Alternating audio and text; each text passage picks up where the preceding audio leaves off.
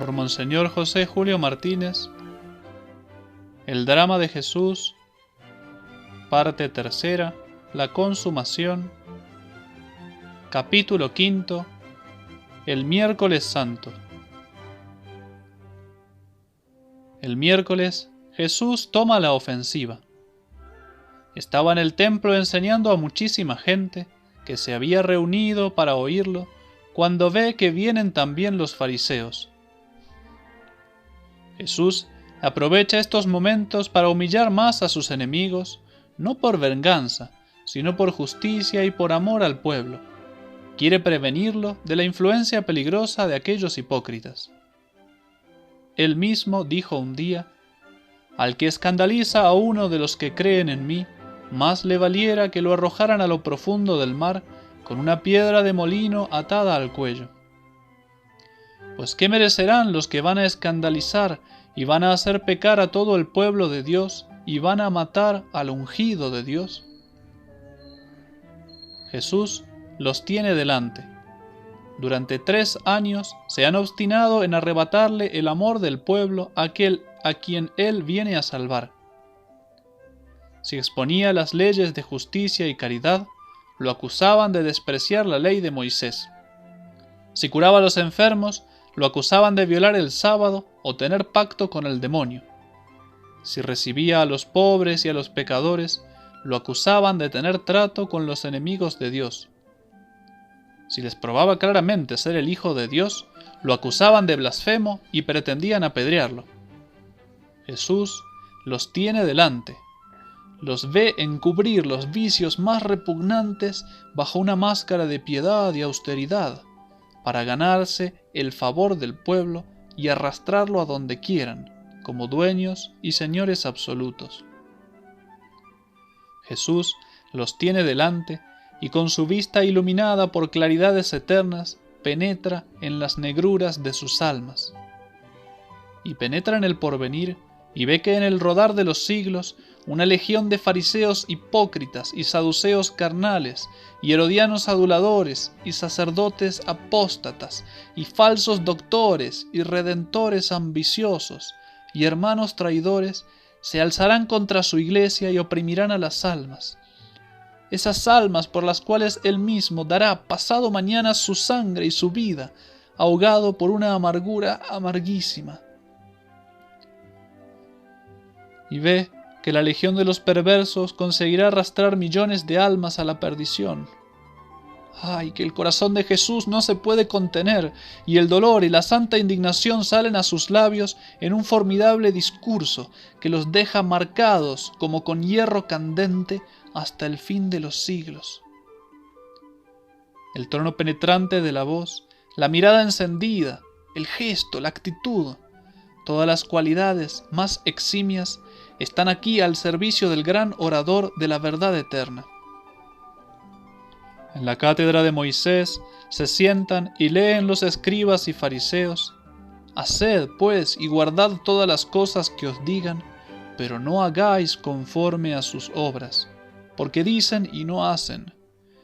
Atan cargas pesadas e insoportables y las ponen sobre los hombros de los hombres, y ellos no las sostienen ni con un dedo. Y todas sus obras las hacen para ser vistos de los hombres. Les gusta andar con vestidos largos, dilatan sus filacterias y alargan las borlas de sus mantos. Buscan los primeros asientos en los banquetes, las primeras sillas en las sinagogas, ser saludados en las plazas y ser llamados maestros por los hombres. Vosotros no os llaméis rabinos, porque uno solo es vuestro maestro, y vosotros todos sois hermanos. El mayor entre vosotros será vuestro servidor, y el que a sí mismo se ensalce será humillado, y el que a sí mismo se humille será ensalzado».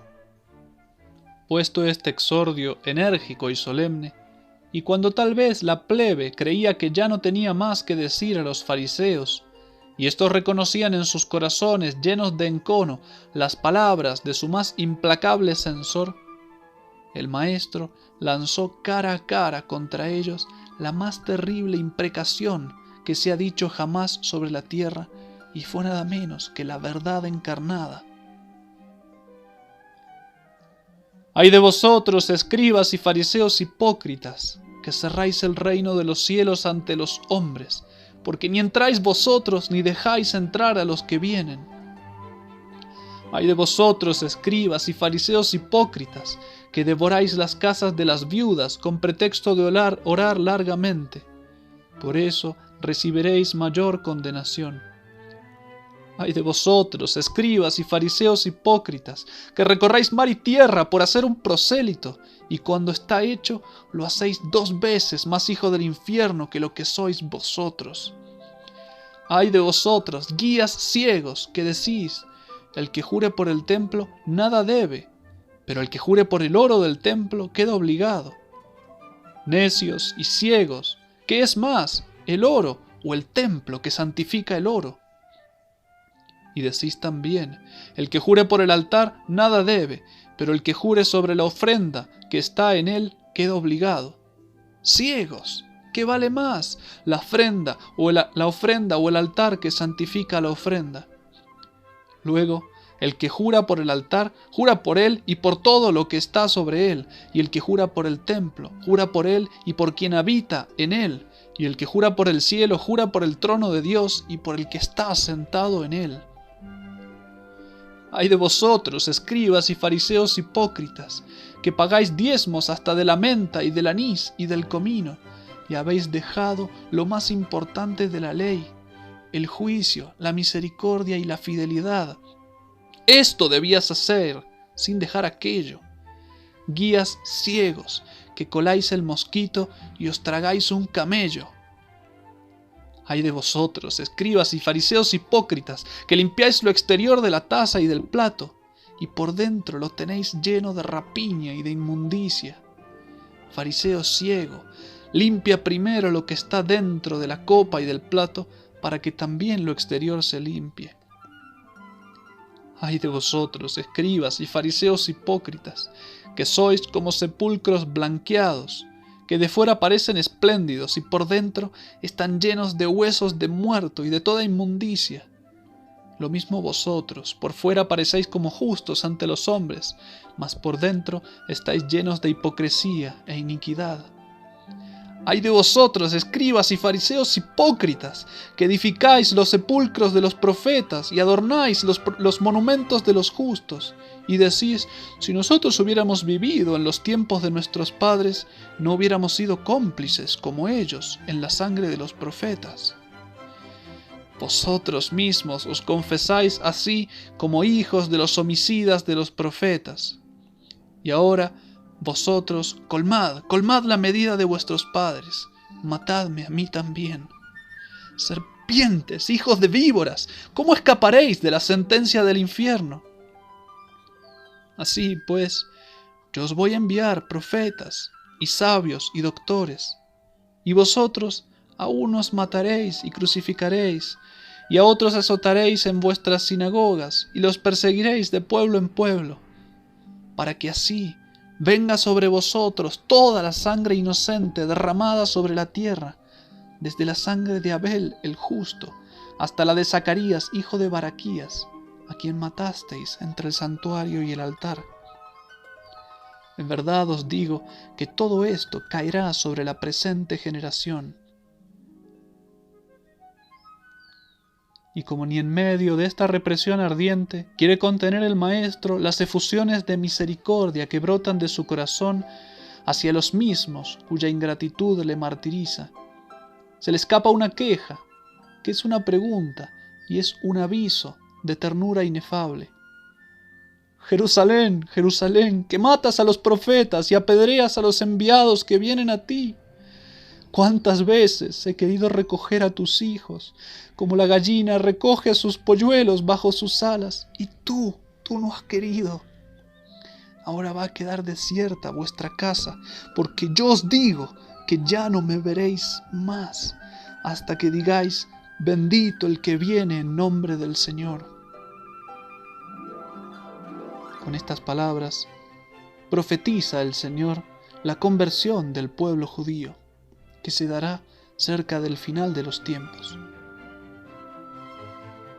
Enorme fue la impresión producida por estas palabras, los fariseos comprendieron que ya no era tiempo de hablar, sino de obrar rápidamente si no querían que Jesús les llevase todo el pueblo. Jesús termina su ministerio público. A pesar de haber obrado Jesús tantos prodigios en presencia del pueblo, no creían en él. Sin embargo, aún entre los príncipes muchos creyeron en él, pero por temor a los fariseos no lo confesaban, para no ser excluidos de la sinagoga, porque amaron la honra de los hombres más que la honra de Dios. Y saliendo del templo y de la ciudad, pronunció Jesús la última y solemne intimación de la verdad divina a los que no querían creer en él. Es una recapitulación soberana de lo que durante su vida ha enseñado. El que cree en mí, no cree solo en mí, sino en el que me ha enviado. Y el que me ve a mí, ve al que me ha enviado. Yo soy la luz que he venido al mundo para que todo el que cree en mí no quede en tinieblas. Y si alguno oye mis súplicas y no las guarda, yo no lo juzgo, porque no he venido yo a juzgar al mundo, sino a salvarlo. Quien me desecha y no recibe mis palabras, tiene ya a quien lo juzgue. La palabra que yo he hablado, ella lo juzgará en el último día. Habla Jesús como un rescatista que, siendo enviado ante la persona que se ahoga, al ofrecerle la mano y ésta rechazarlo, pues ya queda juzgada. Él viene a ofrecer misericordia, pero si no quiere tomarse de la mano, se ahogará irremisiblemente. Y esa mano ofrecida, esa mano que podía salvarlo, le quedará grabada eternamente en la memoria para remordimiento.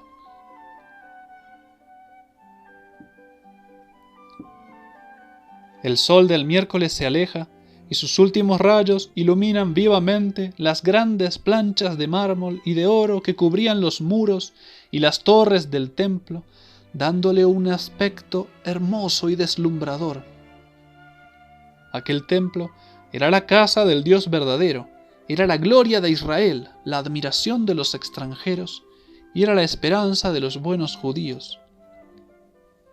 Según salían aquella tarde Jesús y los 12 de la ciudad, camino de Betania, ciudad de Marta y María, uno de los discípulos dio salida a sus entusiasmos nacionales, diciendo al Señor: «Maestro, mira qué piedras y qué construcciones», recordando quizás las palabras del Maestro sobre la destrucción de Jerusalén. Trata de recalcarle al Maestro, como si dijera: «Maestro, ¿te parece que esto se puede derrumbar?». Mas él respondió diciendo: «¿Veis todos esos grandes edificios? Día vendrá en que no quede piedra sobre piedra que no sea derribada». El admirador de momentos antes queda mudo ante esta predicción que le parece imposible de creer. Todos callan entonces, impresionados por la tremenda profecía del Maestro. Pero después se sienta Jesús en el monte de los Olivos, a mitad de camino hacia Betania, teniendo delante la vista del templo y la ciudad. Se le acercan sus discípulos y en secreto le preguntan cuándo sucederán estas cosas y cuándo será su venida como Rey y dominador y cuándo será el fin del mundo.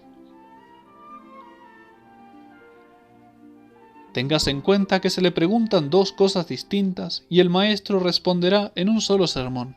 Le preguntan cuándo será destruida Jerusalén y cuándo será el fin del mundo.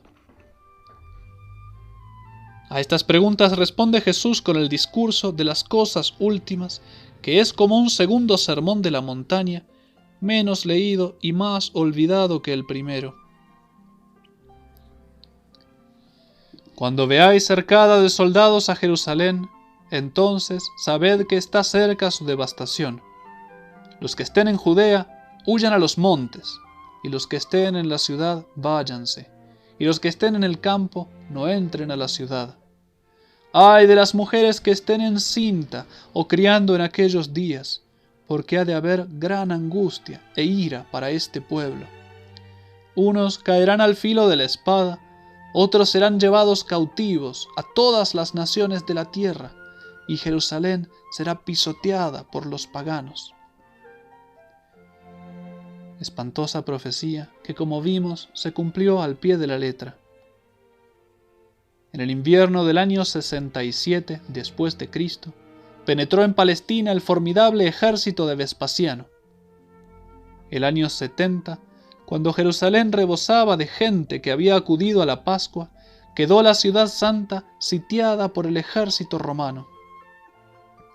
El hambre más espantosa consumía a todos. Madre hubo que llegó a comerse a su propio hijo.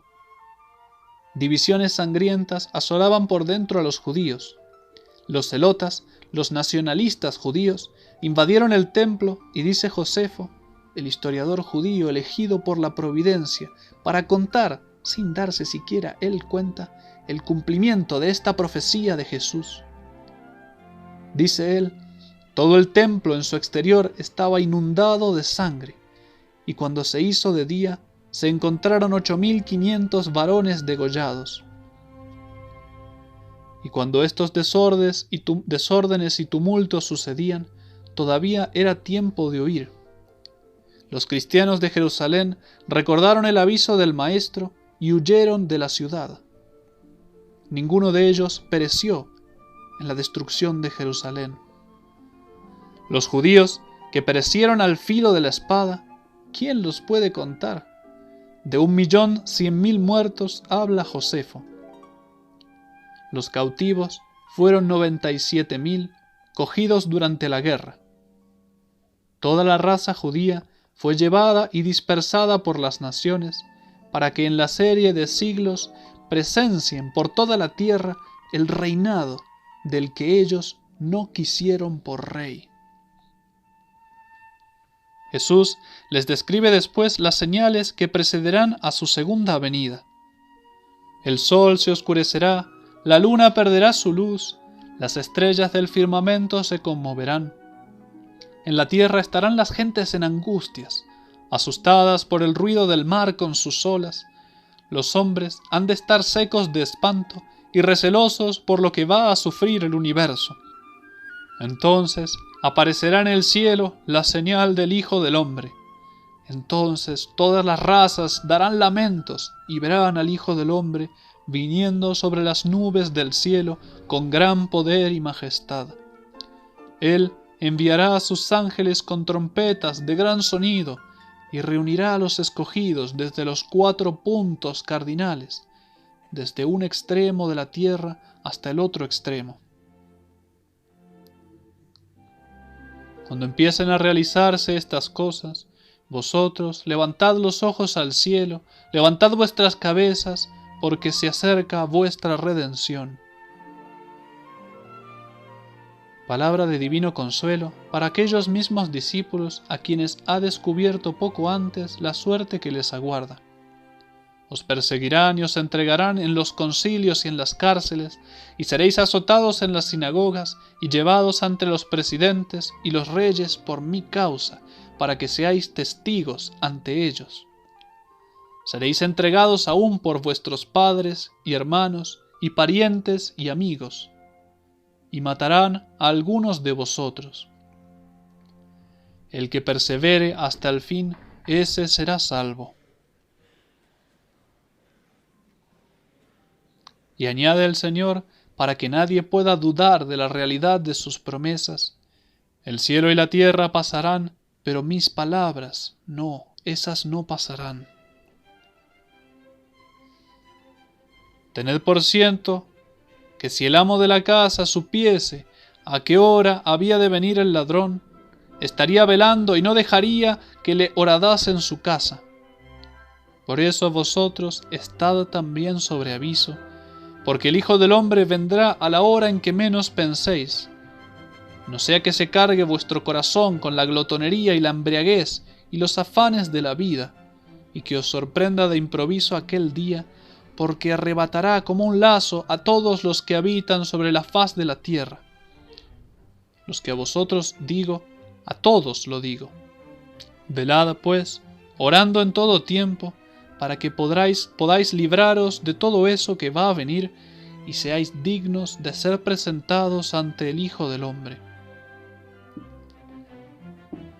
Para inculcarnos esta vigilancia, cuenta Jesús aquella misma tarde del miércoles santo la parábola de las 10 vírgenes y la parábola de los talentos, que la brevedad de este trabajo no nos permite explicar.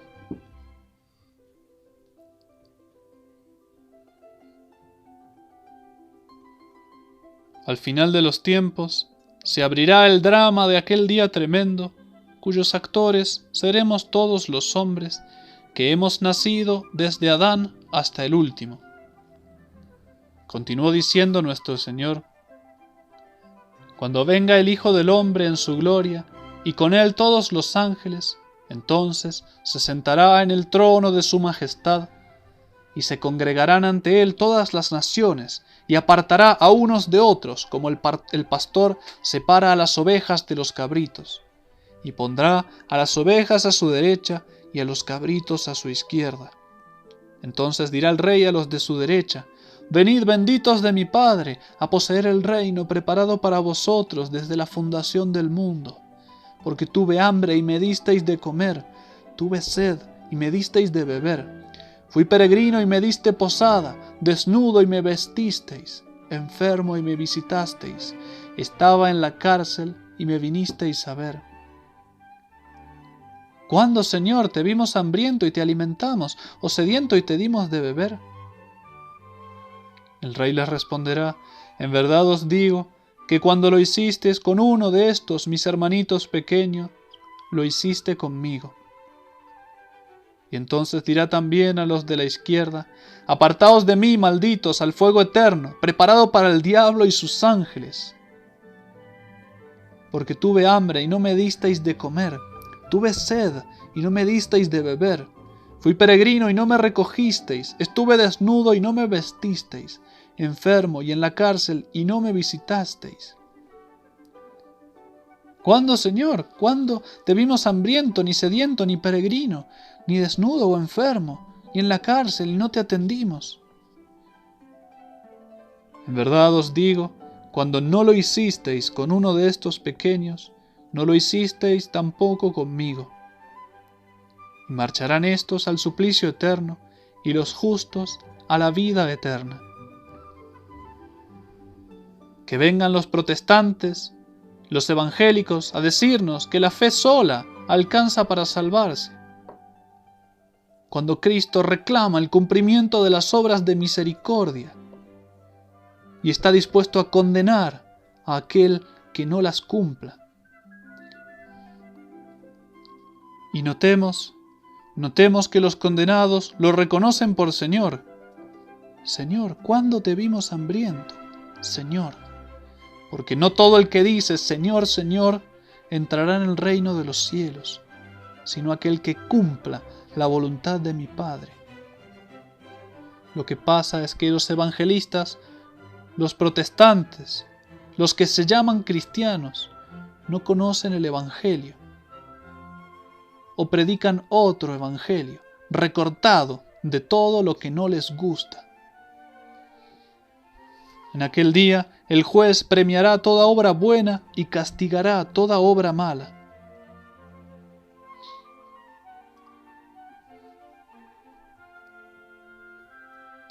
Terminaremos este capítulo citando una hermosa poesía de autoría popular que bueno sería para todos nosotros recordar. Yo, ¿para qué nací? Para salvarme. Que tengo que morir es infalible. Dejar de ver a Dios y condenarme, triste cosa será, pero es posible. Posible. Y río y duermo y quiero holgarme. Posible. Y tengo amor a lo visible. ¿Qué hago? ¿En qué me ocupo? ¿En qué me encanto? Loco debo ser, pues no soy santo.